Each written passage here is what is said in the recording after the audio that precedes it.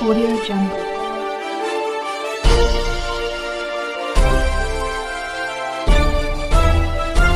Audio Jungle. CRS news में आपका हार्दिक स्वागत व अभिनंदन है। मैं हूं राजेश जायसवाल। सीआरएस न्यूज आपके जिलों की हर खबर पर रखता है अपनी नजर। आइए चलते हैं आज की खास खबर की ओर। दिनांक 0-8-5-2024 को 1 नंबर ए ब्लॉक में इंडिया कांग्रेस गठबंधन के प्रत्याशी के लिए एक जनसभा का आयोजन किया, जिसमें भारत अशोक अरोड़ा का एक नया रूप देखने को मिला।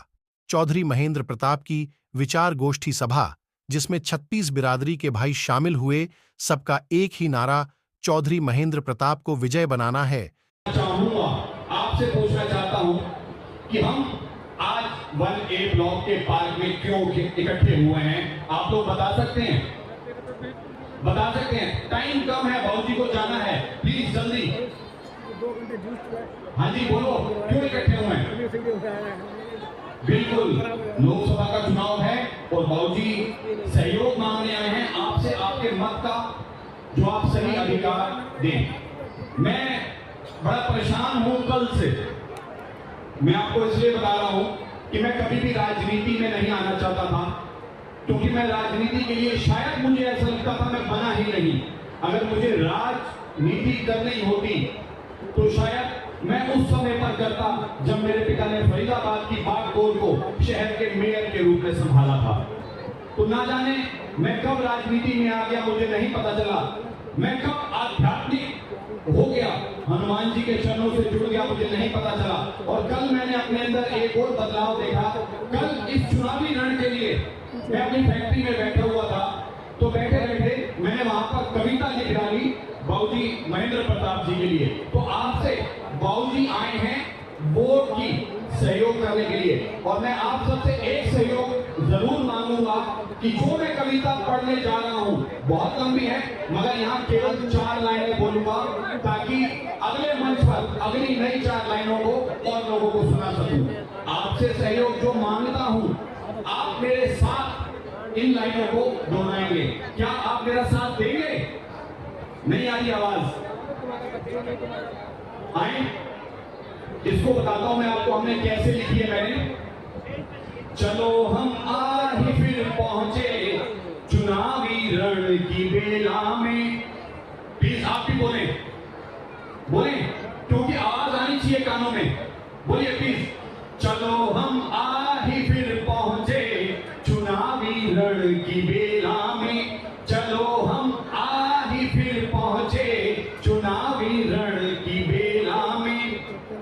किया करते थे जो 10 लाख पार करने की बातें।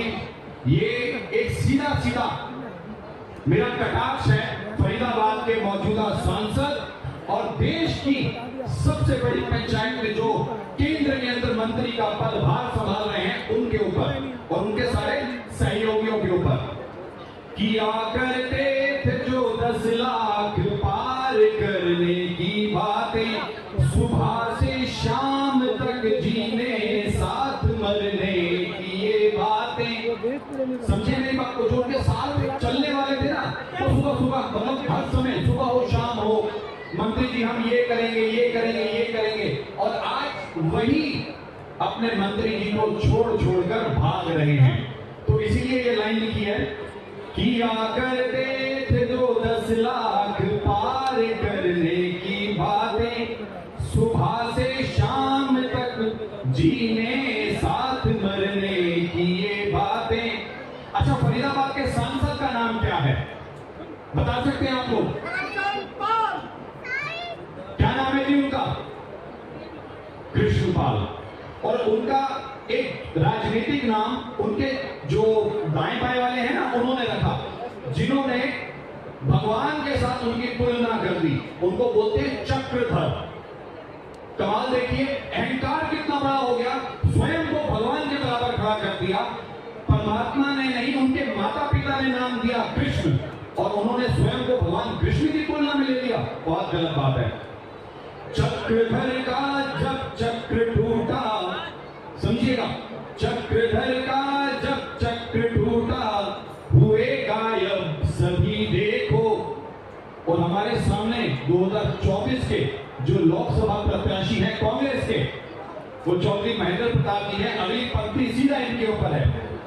चक्रधर का जब चक्र टूटा हुए गायब सभी देखो। महेंद्र नाम से अब क्यों ये सभी थर्राने लग गए।